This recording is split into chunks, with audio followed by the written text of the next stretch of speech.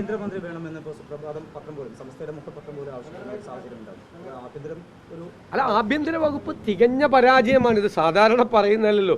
കേരളത്തിൽ ഇത്രമാത്രം എത്ര ക്രൂരമായ കൊലപാതകങ്ങളാണ് നടക്കുന്നത്. ഞാൻ പറഞ്ഞ ലഹരി മരുന്ന് സംഘത്തിൻ്റെ ക്രിമിനലുകളുടെയും കൈകളിലാണ് കേരളം. അവരാണ്, അവരുടെ ദയാവായ്പിലാണ് കേരളത്തിലെ പാവങ്ങൾ എത്ര നിരപരാധികളാണ് ക്രൂരമായ മർദ്ദനമേറ്റ് വാങ്ങിയത്. എത്ര സ്ത്രീകളെയാണ് മർദ്ദിക്കുന്നത്. വീടിനകത്ത് കയറി അമ്മമാർക്കും വൃദ്ധരായ ആളുകളെ പോലും നോട്ടമില്ലാതെ ക്രൂരമായി മർദ്ദിക്കുകയാണ് ഗുണ്ടകൾ വന്നിട്ട്. ഇവിടെ ആർക്ക് വേണേലും കൊട്ടേഷൻ കൊടുക്കുക. ജയിലിൽ കിടന്ന ക്രിമിനലുകൾ കൊട്ടേഷൻ കൊടുക്കുന്ന കാലമാണ്. മാധ്യമപ്രവർത്തകർക്കൊന്നും ഒരു കാര്യമില്ല. അതായത് ഫോറസ്റ്റിനെ കുറിച്ച് പരാതി കൊടുത്തതിനാണ് പിടിച്ചുകൊണ്ട് പോയത്. മാധ്യമപ്രവർത്തകർക്കെതിരായി എത്ര കേസുകളാണ് കേരളത്തിലെടുത്ത്?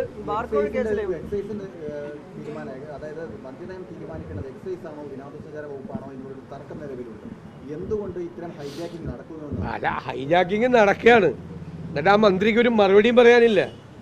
ഈ ടൂറിസം വകുപ്പ് മന്ത്രി ആദ്യം പറഞ്ഞു ഒരു ചർച്ച നടന്നിട്ടില്ല എന്ന് പറഞ്ഞു. അദ്ദേഹത്തിൻ്റെ വകുപ്പ് തന്നെ അതിൻ്റെ ചർച്ച നടത്തിക്കൊണ്ടിരിക്കുന്ന മുഴുവൻ വിവരങ്ങളും അതിൻ്റെ തെളിവുകളും ഞങ്ങൾ ഹാജരാക്കി. മറുപടി പറയാനൊരു വാചകം ഉണ്ടായിരുന്നു.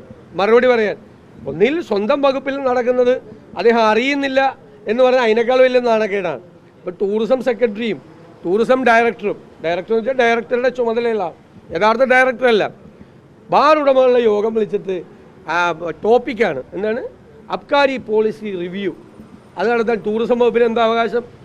ടൂറിസം വകുപ്പ് എക്സൈസ് വകുപ്പിൻ്റെ അധികാരങ്ങൾ കവർന്നെടുത്ത് ഈ കേസിലെല്ലാം ഇടപെടുവാണ്. ഞാൻ പറഞ്ഞല്ലോ ഒരു വാചകം, അൺനെസസറി ഹേസ്റ്റ്.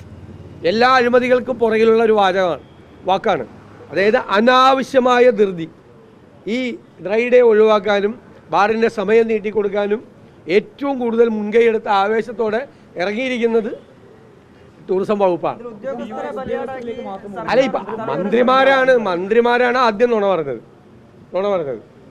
ഒന്നും നടക്കുന്നില്ല. പിന്നെ പാവ ഉദ്യോഗസ്ഥന്മാരെ കൊണ്ടുകൂടി നുണ പറയിപ്പിക്കുകയാണ്. ഉദ്യോഗസ്ഥരെ കൊണ്ടല്ലോ, ടൂറിസം മന്ത്രിയുടെ ആഫീസിൽ നിന്നാണ് ഈ ടൂറിസം ഡയറക്ടറുടെ പേരിലുള്ള പത്രക്കുറിപ്പ് ഇറങ്ങിയത്. മന്ത്രിയുടെ ഓഫീസാണ് മന്ത്രി പറഞ്ഞാൽ പോരെ. മന്ത്രിയുടെ ഓഫീസിൽ നിന്ന് തന്നെ കൊടുക്കുകയാണ്. കാരണം അവിടെ തീരുമാനിക്കുകയാണ് കാര്യങ്ങളെല്ലാം. അവിടെ അധികാര കേന്ദ്രീകരണം നടക്കുകയാണ്. ഒക്കെ പുറത്തു വരും കുറേ കാര്യങ്ങൾ കൂടി. അടുത്ത ദിവസങ്ങൾ നമുക്ക് കാണാം. നമ്മുടെ നാട്ടിൽ എല്ലാ സംവിധാനവും ഉണ്ടല്ലോ. പോലീസ് കംപ്ലൈൻറ്റ് അതോറിറ്റി ഉണ്ട്, മനുഷ്യാവകാശ കമ്മീഷൻ ഉണ്ട്. അവരൊക്കെ ഇടപെടട്ടെ. എത്ര ഈ പോലീസ് ഇങ്ങനെ ക്രിമിനലുകളായി മാറുന്ന അല്ലെങ്കിൽ ക്രിമിനലുകൾക്ക് കൊട പിടിച്ചു കൊടുക്കുന്ന ഈ സാഹചര്യം ഇല്ലാതാക്കും. ചീഫ് സെക്രട്ടറി പത്രക്കുറിപ്പ് എടുക്കുന്ന സാഹചര്യം അത് സർക്കാർ തലയുയരാൻ ശ്രമിക്കുകയാണോ? അല്ല, ചീഫ് സെക്രട്ടറി വിളിച്ചുകൂട്ടിയ യോഗത്തിൽ ടൂറിസം സെക്രട്ടറിയെ ചുമതലപ്പെടുത്തി. ഇതിന് അബ്കാരി പോളിസിയിലുള്ള ചേഞ്ച്. ടൂറിസം സെക്രട്ടറിക്ക് എന്താ കാര്യം? അബ്കാരി പോളിസിയിൽ റിവ്യൂ ചെയ്യാൻ, അബ്കാരി ചട്ടത്തിൽ ഭേദഗതി വരുത്താൻ എന്ത് കാര്യം ടൂറിസം സെക്രട്ടറിക്ക്? ടൂറിസം സെക്രട്ടറിയുടെ ജോലിയല്ലാതെ. അപ്പോൾ മന്ത്രി രാജേഷ് പറയട്ടെ, അദ്ദേഹത്തിൻ്റെ വകുപ്പ് ഇപ്പോൾ ഉണ്ടോ, കയ്യിലുണ്ടോ, അല്ലെ വേറെ ആരെങ്കിലും കയ്യിലായിരിക്കണമെങ്കിൽ.